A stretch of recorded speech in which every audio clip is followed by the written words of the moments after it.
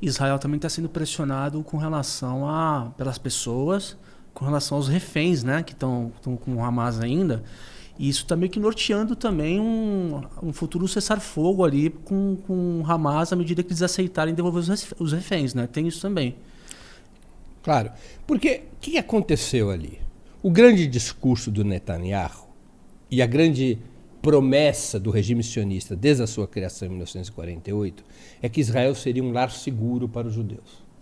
Essa é a promessa fundadora do Estado oficial, de Israel. né? Mais do que um Estado, o regime sionista prometia um refúgio. Depois do Holocausto, aquela coisa toda.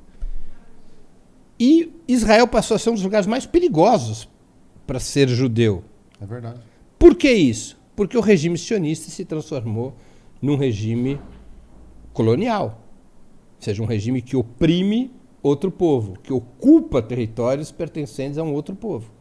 E porque o regime sionista se transformou num regime racial. Num regime que declaradamente, isso é uma lei do Estado de Israel aprovada em 2018, é um Estado judaico.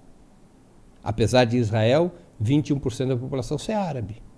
É um Estado judaico. Jerusalém tem um monte de Claro, mas é um Estado judeu. Sim. É um Estado no qual quem tem o direito à autodeterminação são os judeus. Os demais povos que vivem em Israel não têm o direito à autodeterminação.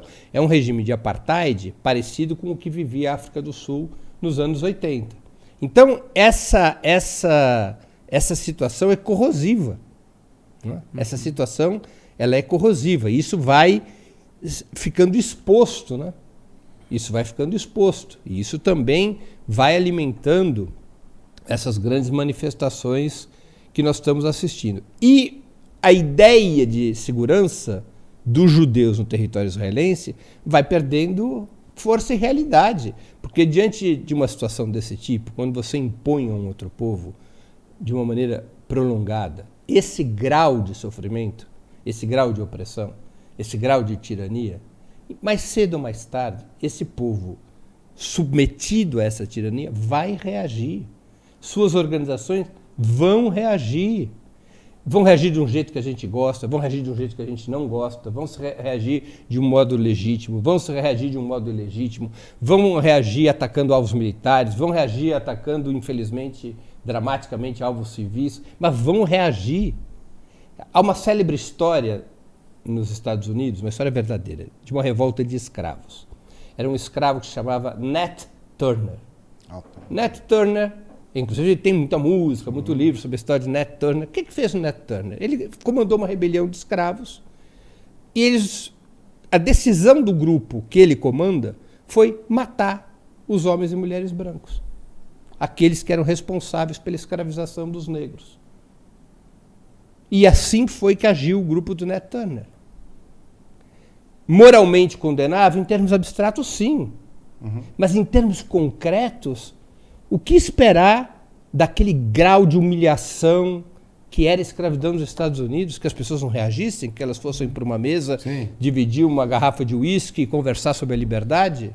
Ou que elas fossem bater na porta dos donos de escravos que os chicoteavam, que estupravam suas mulheres, que estupravam suas filhas, que eram donos dos seus corpos, e lá no dono dos escravos dizer, alforria, vamos negociar, vamos... Então, essa é a situação. Não tem negociação. Então, Israel, o regime sionista, criou essa situação de insegurança para os judeus. E eu vou te dizer mais. O regime sionista cria o maior perigo de antissemitismo da história do pós-guerra. Da história do pós-guerra. Caramba. Porque é tão brutal o que está sendo feito. São tão brutais os assassinatos na faixa de Gaza, que isso provoca ódio na humanidade. E esse ódio não irá só contra os sionistas, só contra quem dirige o Estado de Israel. Esse ódio corre o risco de ir contra todos os judeus, inclusive com judeus que não têm nada a ver com isso. Aliás, como é o meu caso, que não tem nada a ver com o sionismo. Sim.